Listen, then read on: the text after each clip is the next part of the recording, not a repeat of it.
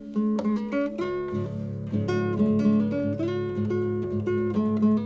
everyone, I'm Virginia Mecklenburg, curator of the exhibition Telling Stories, Norman Rockwell from the collections of George Lucas and Steven Spielberg.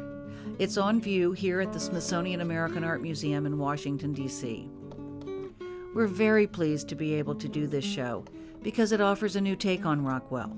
It turns out that Rockwell was incredibly tuned in to what was going on in pop culture, and especially to movies in the film industry. It also turns out that two of the great filmmakers of our own time see Rockwell as a kindred spirit, and they have become major collectors of his work. This podcast will highlight some of the themes the exhibition explores, and you'll hear George Lucas and Steven Spielberg talk about what Rockwell and his pictures mean to them. I'll fill in with commentary and a few quotes from the artist. Telling Stories has been organized by the Smithsonian American Art Museum. Booz Allen Hamilton has provided very generous support as the corporate sponsor of the exhibition. Who is Norman Rockwell? You probably recognize Rockwell's name, even if you don't know anything else about him. But for 50 years, he was probably the best-loved artist in the country. He started out when he was just a kid. His first real job was doing covers for the Boy Scout magazine, Boy's Life, in 1912. 4 years later, he was doing covers for the Saturday Evening Post, one of the most popular magazines in the country at the time. What is it about Rockwell's pictures that appeals to us, now more than 30 years after he died? Well, he makes us laugh, and he makes us think, and he shows us who we are and what we care about. Each picture tells a story, so we think of him as a kind of visual narrator. But he thought of himself as a movie director. He auditioned models who became his cast, he picked out all the costumes, and even acted out their roles so the models would understand exactly what he had in mind. Here's George Lucas. The key to Rockwell is he's a great storyteller, and he used cinematic devices to tell his stories, and he casts the painting. The characters in there are characters. They're designed, they're written, and they're put in there very specifically. It's not a random group of people. Each one, their face, their expressions, their thinking, everything about them is been cast. George Lucas and Steven Spielberg were kids in the 1950s. Both of them grew up looking at pictures on the cover of the Saturday Evening Post. Steven Spielberg remembers it well. Whenever my dad would bring home a Saturday Evening Post, Norman Rockwell was the cover art, often. And so often, in fact, that I just looked forward not to even opening up the Post to see what was inside. I was mainly interested in seeing what story this painter was telling on the cover. Well, I grew up in the heyday of the Post magazine. And so we subscribed, and every week or so we'd get a picture, and I would enjoy it. And I became a fan of illustrators. I liked drawing, I liked art, and I especially liked magazine illustration. I came from a small town in Central California. I grew up in the Norman Rockwell world of burning leaves on Saturday morning, of all the things that are in Rockwell paintings I grew up doing. And it was a part of my life, so there's a very strong nostalgic pull for me with Rockwell. And I think it's growing up on Rockwell is probably a very big influence on why I felt so comfortable when I got into the movie business, because I understood how you develop character and tell stories using the visual medium. I started collecting at a very young age, and in the beginning, the only thing I could really collect was comic art, because that's all I could afford. It was very, very inexpensive. And then after I did American Graffiti, I had enough money to actually buy real paintings, or at least real drawings. And I think the first Rockwell I ever collected was a calendar of winter, and then I think summer came along, and I got that one. So a matching same year. And then as time went on and I acquired more resources, then I was able to buy bigger and bigger works. For the very first painting I collected, was a painting called Daniel Boone Comes to Life. And it was wonderful because it kind of was, speaking to me on a whole other level of when I would sit down in front of my typewriter to try to write a story for a movie.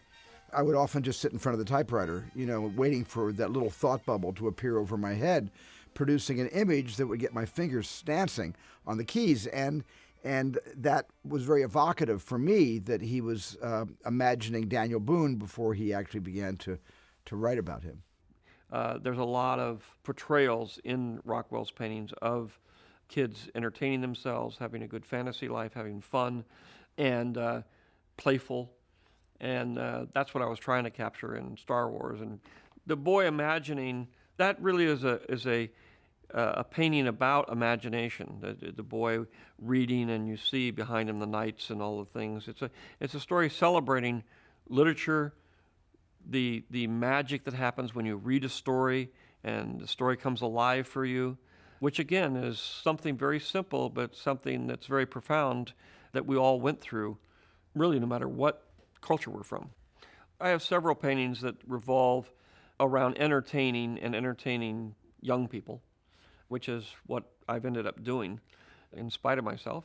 But the Shadow Maker, where you're doing shadow puppets on a wall, and the awe that the kids have, again, even seeing it from their point of view over their shoulder. He's very good at expressing ideas through other people. Just by the tilt of the heads, just by their body language, you can tell that they're completely fascinated by what they're watching. And you can see kind of the pride of this working on the part of the Shadow Maker.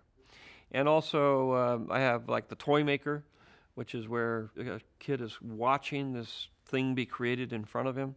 The idea that storytelling and the use of awakening children's imagination obviously means a lot to me, and so that's why I own a lot of those Rockwell paintings that depict that. At the core of Americans is a wish to have this innocent, naive life. And a lot of young people have that innocent, naive life. And so even though the images may be dated, the content is not. We are now, in this day and age, actually going through a visual metamorphosis with digital technology and the way kids grow up.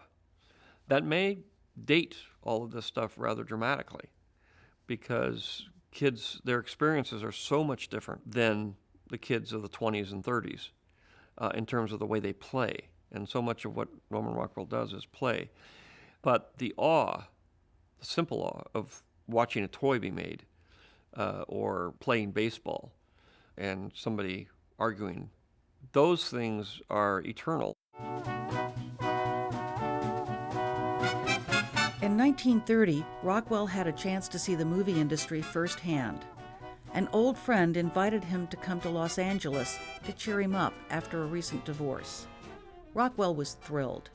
He said he'd been thinking of doing a Saturday Evening Post cover, in his words, of a raw-boned, glamorous cowboy dressed in chaps, boots, and spurs, having his lips painted by a hard-bitten little makeup man. Well, his friend took him to see the publicity director at Paramount Pictures, who said, "How about Gary Cooper?" Cooper's latest movie, The Virginian, had been a big hit, and he was about to begin shooting a Western called The Texan. Take a look at the props. Sure enough, Cooper has on boots, chaps, and a quill vest, and is sitting on a fancy saddle with his Stetson on the ground beside him. He's the quintessential macho cowboy. Put in the stirrup and my hand on the horn. I'm the best darn cowboy ever was born, singing ki-yi, yippee-yippee-yi. Well, when I first saw The Texan, I was amazed at how colorful and almost how feminine Gary Cooper's makeup was.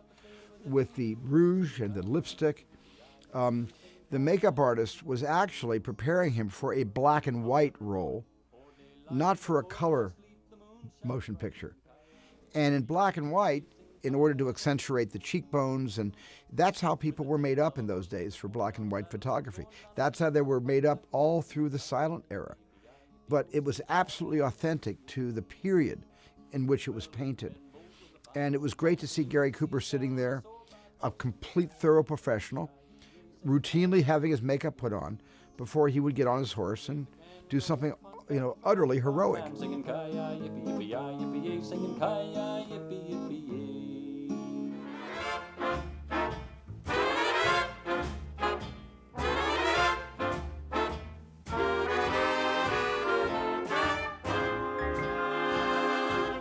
In Hollywood, Rockwell saw potential stories everywhere. Movie starlet and reporters is a classic image of a young actress on tour. Stardom is supposed to be exciting and glamorous, but she's clearly bored by having to talk to a bunch of scruffy-looking journalists. Yeah, I think the starlet, has a real feeling of a kind of modernity in the sense that, she is surrounded by the paparazzi. In this case, it's the press trying to get a quote. And she's zoning. She's just sort of taking herself to another nicer place. And she's pretending that they're not even there. So you see that on her face.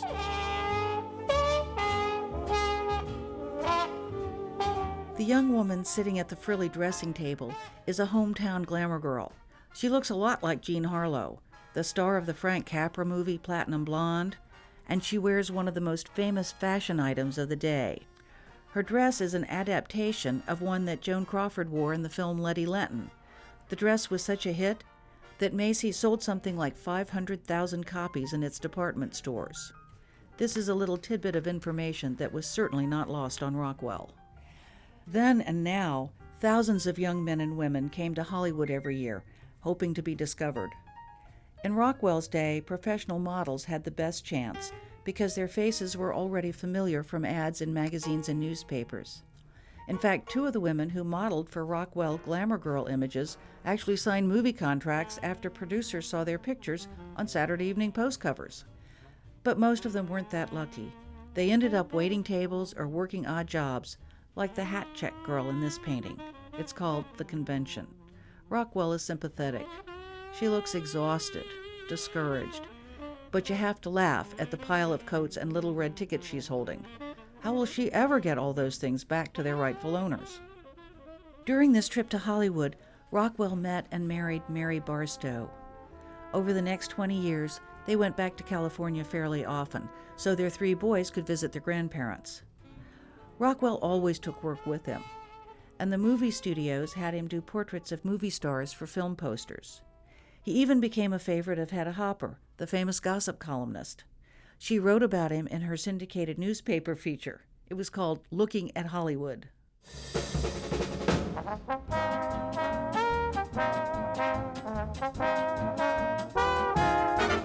Rockwell also had a serious side. It's interesting because Rockwell, in a way, really, he pushed a benign but important agenda of a kind of community, of a kind of civic responsibility, and also a civic responsibility to patriotism, to understanding our nation by embracing our neighbor.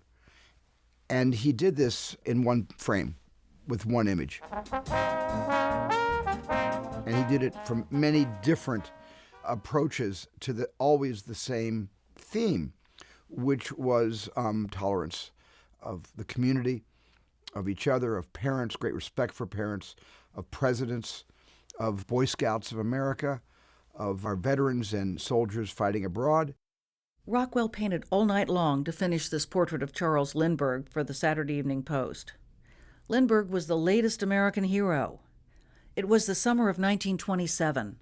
Lindbergh had just landed in Paris after flying solo for 33 hours across the Atlantic. The flight was touch and go. The plane was so loaded with fuel that when it took off, it barely cleared telephone lines at the end of the runway in New Jersey. And the weather was bad. He flew all night long through rain and sleet before finally sighting land. It was such a historic moment that Rockwell named the painting Pioneer and compared Lindbergh to Christopher Columbus and to the pioneers who crossed the continent to settle the American West. On either side of Lindbergh's portrait, Rockwell included pictures of Columbus's ship, the Santa Maria, and a covered wagon. Lindbergh's own plane, the Spirit of St. Louis, is in the background. Lindbergh shows up again in Spirit of America. This was the picture on the Boy Scouts calendar for 1929. Rockwell painted a scout at the center, and behind him, in a sort of hazy blue, we see profiles of George Washington, Abraham Lincoln, Theodore Roosevelt, Benjamin Franklin, a pioneer in a coonskin cap, and a Native American chief in a feathered headdress. Lindbergh is over on the right. He's the young man with the goggles on his head. Putting all these people in the same picture was Rockwell's way of connecting the Boy Scouts with great Americans. And the Boy Scouts were part of making one American great, Steven Spielberg. I've wanted to own a lot of the Boy Scout paintings because, the Boy Scouts was a very important part of my life growing up. The Boy Scouts gave me the opportunity to discover filmmaking. And when I went for a photography merit badge and I made a little 8mm movie, and the Boy Scouts in my troop, 294, Scottsdale, Arizona, liked the movie and made a lot of noise and laughed and clapped and all that. And I got that great virus of, I got to do this the rest of my life. I think Rockwell saw the Boy Scouts as, young men on the home front who could do good deeds and not just help old ladies across the street, but young boys that would be there at the ready to help you in any situation. I mean, Rockwell, I think, loved the Boy Scouts the way he loved the American military. Rockwell was well known by the 1940s because of his magazine covers, but during World War II, he really became a household name. After the bombing of Pearl Harbor on December 7, 1941, Rockwell donated a poster to help the war effort. But he didn't feel like he was doing enough. He said he wanted to make a bigger statement about why we were fighting, but he just couldn't figure out how. One night when he couldn't sleep, he had a flash of inspiration. One of his neighbors had spoken out in town meeting, and even though just about everybody disagreed with him, Rockwell said, "They let him have his say. No one shouted him down. My gosh," I thought, "that's it. There it is.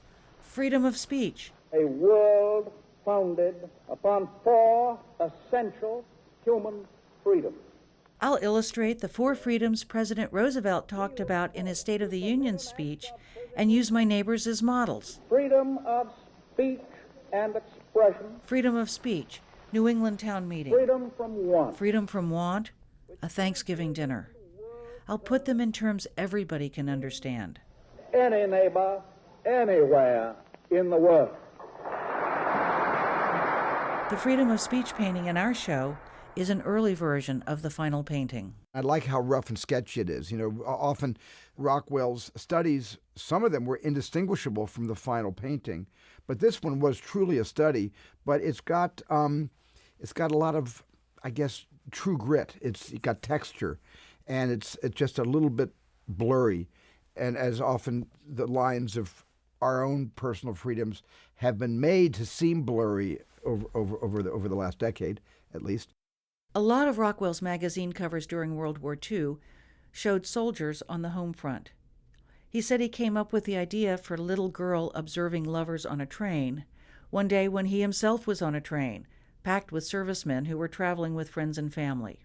It's a funny picture, but it also says a lot about the way Rockwell worked. He talked the Rutland Railroad people into parking a train car on a siding in Arlington, Vermont, near his studio. He had the models pose on the train, while his photographer took dozens and dozens of pictures. Then he started making sketches. When he had worked out all of the details, he made a very large, very complete drawing that he copied onto canvas for the final painting. Sometimes, though, he wanted to make changes even though the drawing was mostly finished. So, instead of starting over, he pasted a piece of blank paper over the part he didn't like, and he drew it again. You can see this in the paper patch that runs from the airman's right shoulder all the way over to the left side of the drawing. Well, with Norman Rockwell, the sketches, the pencil sketches, are as illuminating, as interesting as the paintings are.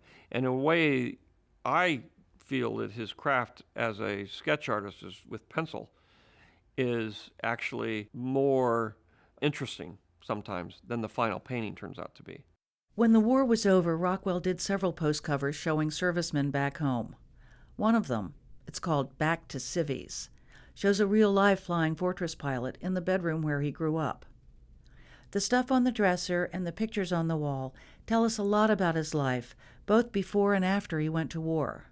We even know his name, Lieutenant A.H. Becktoft. It's on his duffel bag on the floor. The insignia on his uniform jacket hanging on the chair tells us that he served with distinction. He received the Air Medal twice. Look closely. The blue and yellow ribbon has a tiny oak leaf cluster. I think in the Rockwell painting Back to Civvies, it establishes that when he went off to war, time stood still. It probably stood still for as long as, the hearts of his mother and father stood still, waiting and praying for his safe return. And so that bedroom represents that suspended animation when young boys go off to war and they come back men. Now, in this case, he came back from war and he still was a boy. He just was a bigger boy. He's tall, none of the clothes fit, but everything in the room is pristine, exactly as he left it. And unlike so many veterans that come back from mortal combat, they return to civilization and they're changed forever. Well, he has not been changed forever. The only thing that happened over the 3 or 4 years he was gone was he grew out of his clothes. In 1937, the Rockwell family moved from New Rochelle, just outside New York City, to a farmhouse in Arlington, Vermont. It was a great place for Rockwell's 3 sons to grow up. They could roam around the countryside, swim in the river, basically live the carefree boyhood life that Rockwell painted in his pictures. But in Vermont, Rockwell didn't have easy access to the professional models who posed for him in New York, so he started using friends and their children. The people he chose were everyday citizens, a lot like the characters in the famous Frank Capra movies, like Mr. Smith Goes to Washington, Mr. Deeds Goes to Town, and It's a Wonderful Life. Capra's and Rockwell's people are ordinary heroes just because they do the right thing. In terms of, if you look at a period of time, and in this case, say, the 30s, late 30s, early 40s, he perfectly portrayed the American sensibility. Now, in movies, that same sensibility was portrayed by Frank Capra and other directors who had that sort of idealistic fantasy vision of what we wanted America to be, of what we thought America was. Most of Rockwell's models were thrilled to see their pictures on the cover of the Saturday Evening Post. But not everyone wanted to think of themselves as ordinary. Rockwell said he had a lot of trouble convincing 2 neighbors to pose for a picture of 2 charwomen sitting in a theater.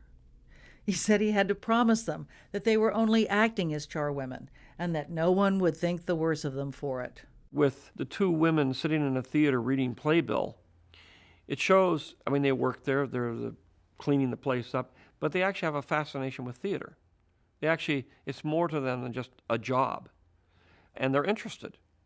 And it's their showing that they're actually interested in the place they work, even though they've been separated by their status. But you can still imagine them sneaking up once in a while and watching shows. You can imagine them watching the rehearsals.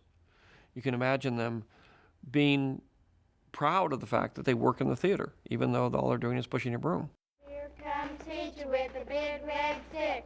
Wonder what I made in arithmetic. Most of us had a favorite teacher when we were growing up, someone who was our own personal hero. Rockwell did too. He painted Happy Birthday, Miss Jones as a tribute to his 8th grade teacher.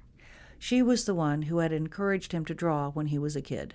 The painting of Happy Birthday, Miss Jones, you just know by looking at the painting and looking into the teacher's face that she loves every single student in that classroom, including the class clown with the eraser balanced on his head.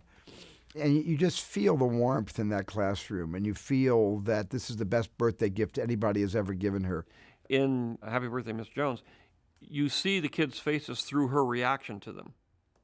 And you know what their faces are looking like, even though you can't see them.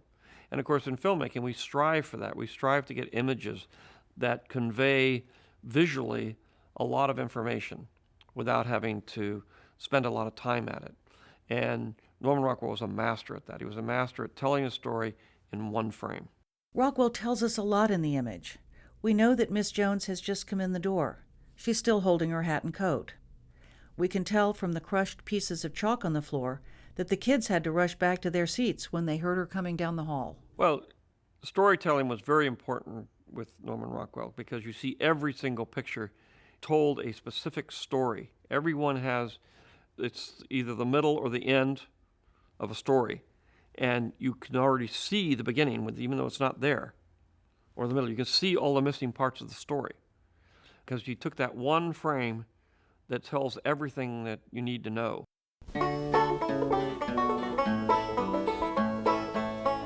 Rockwell is probably best known for his pictures of kids. He painted mischievous boys, ladylike girls, and the funny things we all did when we thought we were so grown up. Rockwell's pictures of kids are particularly meaningful for George Lucas. Well, in one particular piece, which is The Runaway, which is the boy with his little pack of worldly belongings sitting in a soda fountain next to a police officer, it's amusing. It's a part of American rituals of children's need to break away. It's, in that case, it's very ritualistic, which again is part what I like. I mean, I sort of tend toward the more anthropological side of art, so I'm very interested in what does it say about us and what does it say about our culture. And that particular thing of how young people express themselves when they're trying to become independent, even before they reach the teenage years, has always fascinated me. And I like images that record those kinds of events.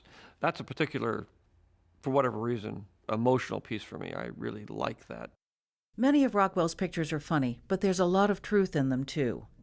Rockwell used his son Peter as the model for the boy on the high diving board. Peter remembered the day he posed. He said his father always said a good model had to be able to raise his eyebrows halfway up his forehead to look surprised.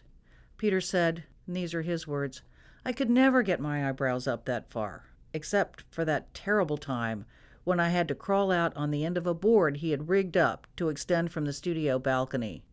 Remember that magazine cover of the frightened kid out on the end of a diving board? The boy with the eyebrows all the way up to his forehead? Well, that was me, and I was scared stiff." I've always loved that painting. It was only later after I added that painting to my collection that I discovered that the boy on the 3-meter high diving board peeking over the side was Rockwell's son. But that painting means a lot to me because we're all on diving boards, hundreds of times during our life, and taking the plunge or pulling back from the abyss, taking a great risk, with the status quo of your own life is something that we must face. And so for me, that painting represents every motion picture just before I commit to directing it. Just that one moment before I say, yes, I'm going to direct that movie on Schindler's List. I mean, I probably lived on that diving board for 11 years before I eventually took the plunge. And so that painting spoke to me the second I saw it. And the second I saw the painting was available to add to my collection, I said, well, that is not only going in my collection, but it's going in my office so I can look at it every day of my life.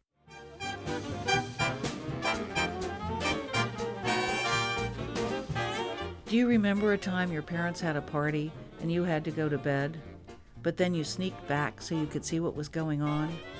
Rockwell makes us feel like we're there, standing just behind the little girl who's looking down at her parents' party.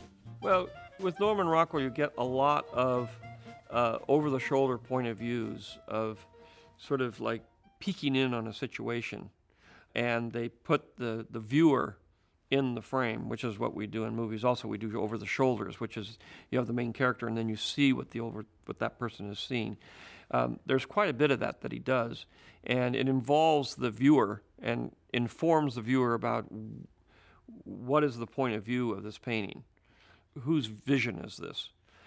In that particular piece, where the little girl is on the stairs, the top of the stairs, looking down at the party, that's one of the few Rockwells I have, which is a rough of a painting. You have sketches. I love the sketches. They're very detailed, very intricate, very, very craftsmanlike. And then you have the finished painting, but then he'll do roughs in oils, which is just a rough idea of the colors and how everything's going to fit together. And in that one, I love the fact it's almost an abstract painting because it's very, very crude. but you really get the emotion of it. You really get the sense of what it is. There's no ambiguity about any of it.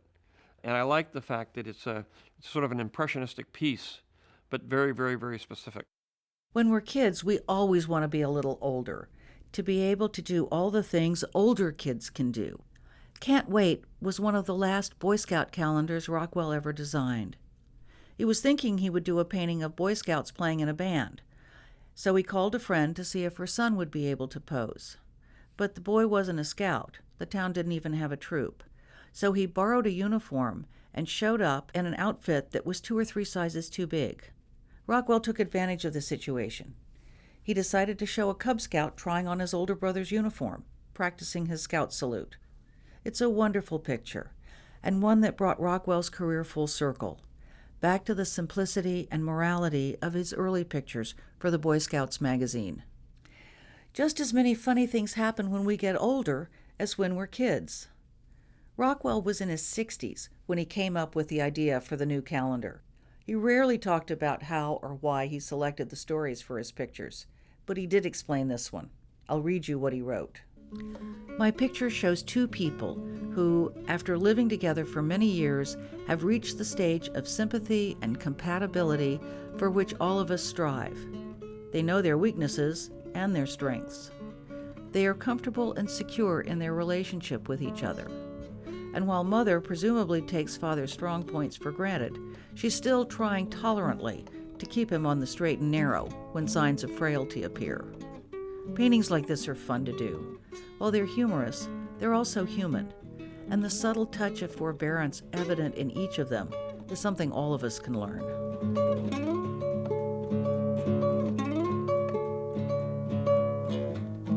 Throughout his long career, Rockwell painted scenes that helped us laugh at ourselves.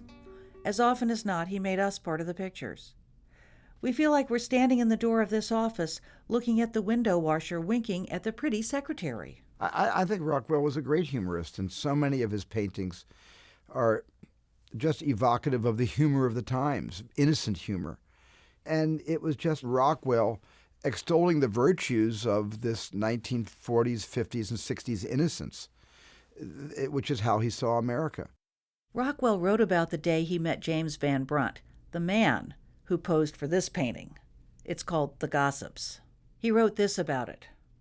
I remember it was June and terribly hot. I was working in my underwear and not getting along too well because my brushes were slippery with perspiration. Suddenly the downstairs door banged, and I heard someone coming up the stairs, treading on each step with a loud, deliberate thump.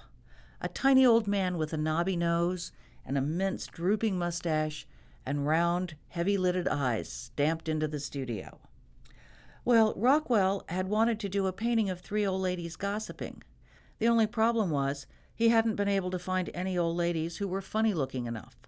So he asked Van Brunt to shave off his mustache and had him pose for all 3 figures.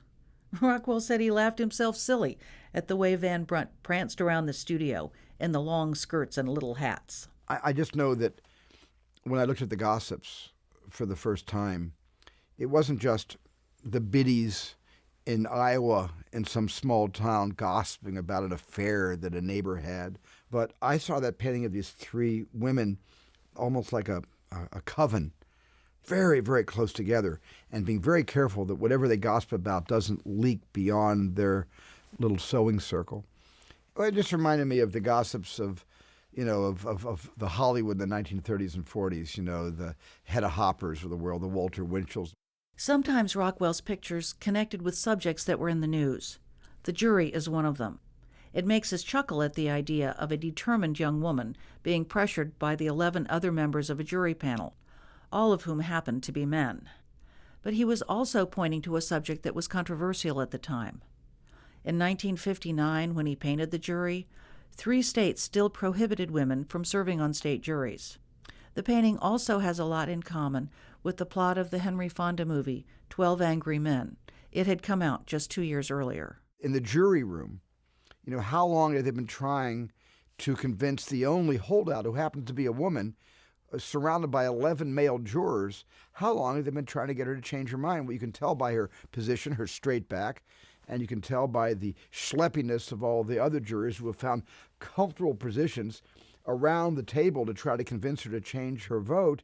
But then you look on the floor and you see all of these cigarette butts. And you understand that this has been going on to the point that perhaps she is going to hang that jury. In 1960, the Saturday Evening Post published Rockwell's autobiography.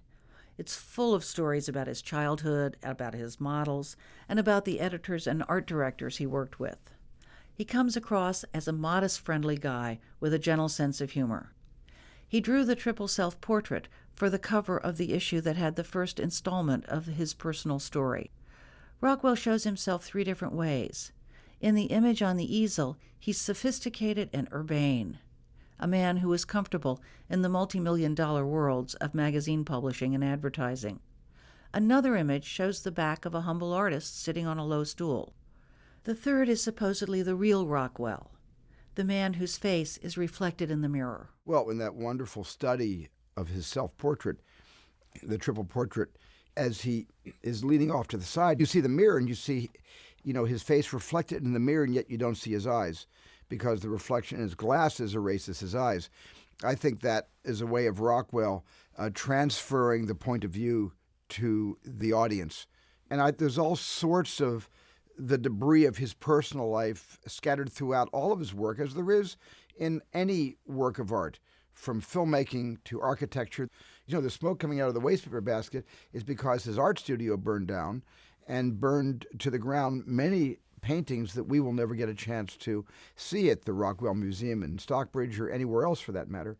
And I think that was a little, sad memory for him of the art that went up in flames that year. By 1963, Rockwell had been doing magazine covers for more than 50 years.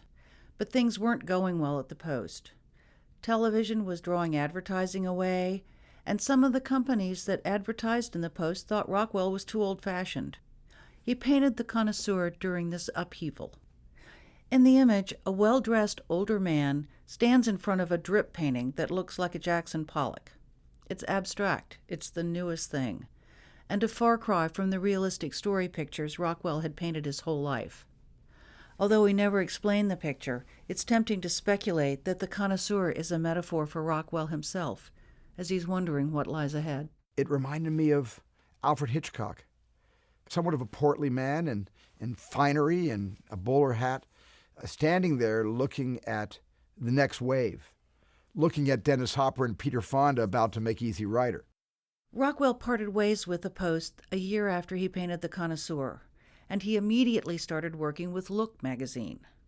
For the next 15 years, many of his pictures dealt with contemporary issues. One of them was the space program. Others addressed troubling social problems, including segregation. But many of them also reaffirmed hope. Look published A Time for Greatness the week of the 1964 Democratic National Convention.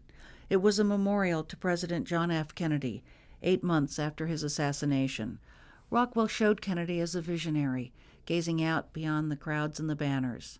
The title came from one of Kennedy's campaign slogans. The painting is at the National Democratic Convention. It just was the promise of America, the promise that Kennedy made to America. If he were to be elected, he would go on to do great things. And that was the painting that, for me, represented what America could have become had Kennedy been allowed to serve 8 years. Over the course of half a century, Norman Rockwell brought us face to face with ourselves. He made us laugh, and he showed us who we are. He symbolized what America held the most dear, what the American ideal was at that particular point in time. For those 20, 30 years that he was extremely popular. Not only was he popular, but at the same time, he really captured society's ambitions and emotions. And as corny as they are, that's what they are. That's what America is. I'd like to invite you to come see Rockwell stories for yourself here at the Smithsonian American Art Museum in Washington, D.C. As always, the Smithsonian Institution is free. The exhibition will be on view from July the 2nd, 2010 until January the 2nd, 2011. I'd very much like to thank Smithsonian Folkways for the use of their music on this podcast.